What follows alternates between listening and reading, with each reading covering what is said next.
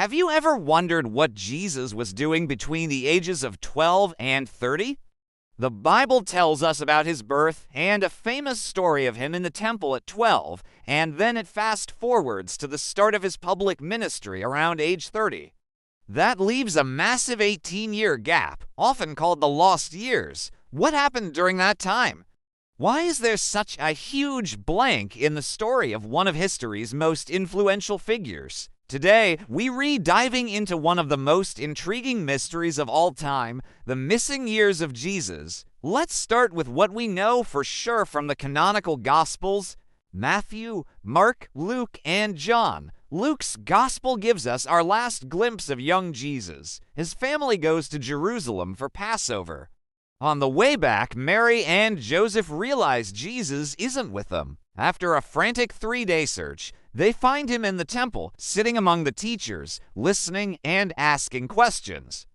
Everyone who heard him was amazed at his understanding. When his parents find him, he famously says, "Why were you searching for me? Didn't you know I had to be in my Father's house?" After that, the Bible simply says he went back to Nazareth with them, was obedient, and grew in wisdom and stature and in favor with God and man, and then silence for nearly 2 decades. This silence has fueled endless speculation and a host of fascinating theories. Where did he go? What did he learn? The most straightforward and widely accepted theory among mainstream scholars is that he simply lived a normal life in Nazareth.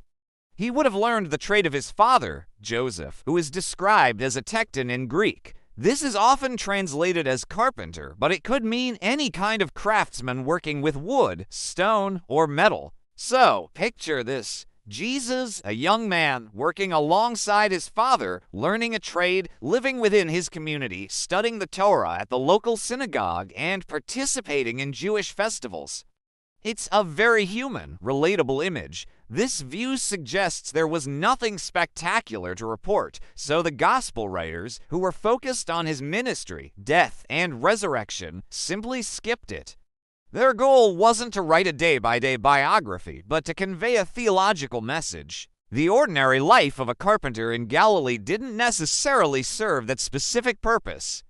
But that explanation, while logical, hasn't satisfied everyone.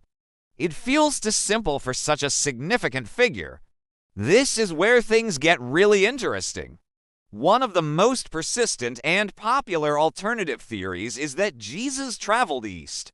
The idea is that he journeyed to India, Nepal, and Tibet to study with Hindu gurus and Buddhist monks. This theory was first popularized in the West by a Russian journalist named Nicholas Notovich in the late 19th century. He claimed that while recovering from an injury in a monastery in Ladakh, he was shown ancient texts that spoke of a saint named Issa, a name similar to Jesus in some languages.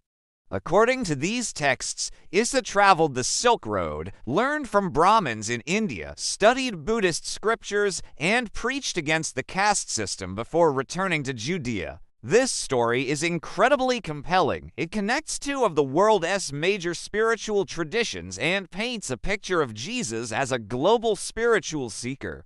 Proponents point to supposed similarities between Jesus' teachings, like the Sermon on the Mount, and Buddhist principles of compassion and nonviolence.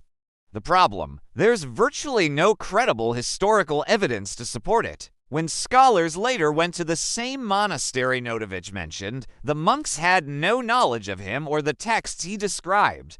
Most historians dismiss the Issa story as a fabrication. While the idea is romantic, it remains firmly in the realm of speculation, not historical fact. Another theory suggests Jesus traveled closer to home, but still outside of his small town. Some propose he went to Egypt. After all, his family had fled there to escape King Herod when he was an infant, so they may have had connections.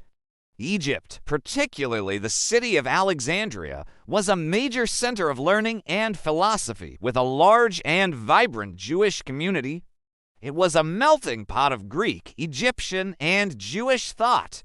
Could Jesus have spent time there, engaging with different philosophies and deepening his own spiritual understanding? It's plausible, and it would explain his profound wisdom, but again, there is no direct textual evidence in the canonical Gospels to support this. Then there's the Qumran Essene theory.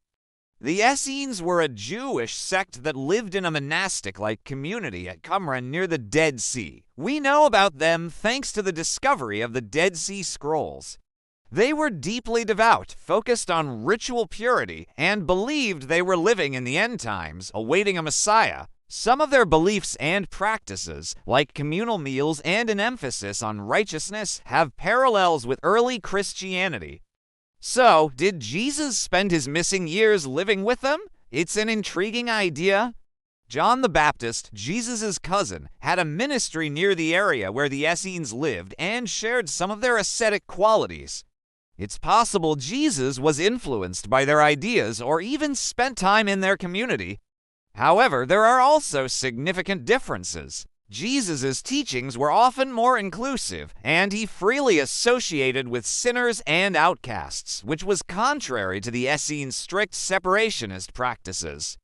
So, while there might have been some influence, it's unlikely he was a full-fledged member for 18 years.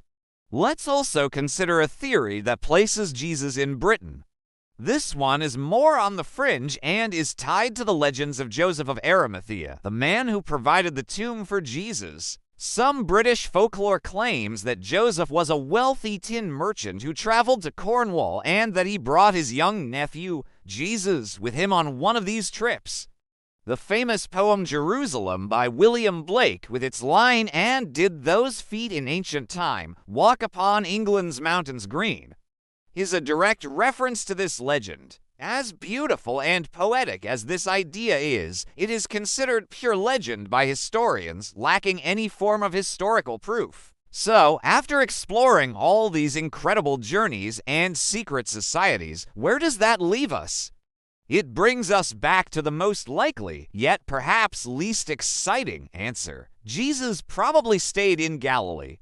He likely lived the life of a first-century Jewish craftsman, grew up in his family and community, and deepened his faith through study and prayer right there in his hometown. The missing years might not be missing because of a grand conspiracy or a secret journey, but because they were years of quiet preparation. They were the years that shaped the man who would emerge at age 30 and change the course of human history. The silence of the Gospels might be intentional, focusing our attention not on where he went, but on who he became. The truth is, we don't know for sure, and we probably never will. That gap in the historical record allows us to wonder, to question, and to fill in the blanks with what we find most compelling. And perhaps that mystery is part of the enduring power of his story. What do you think happened during those 18 years? Which theory do you find most fascinating? Let me know your thoughts in the comments below. Thanks for watching, and if you enjoyed this journey into one of history's greatest mysteries, don't forget to like this video and subscribe for more content just like this. See you next time.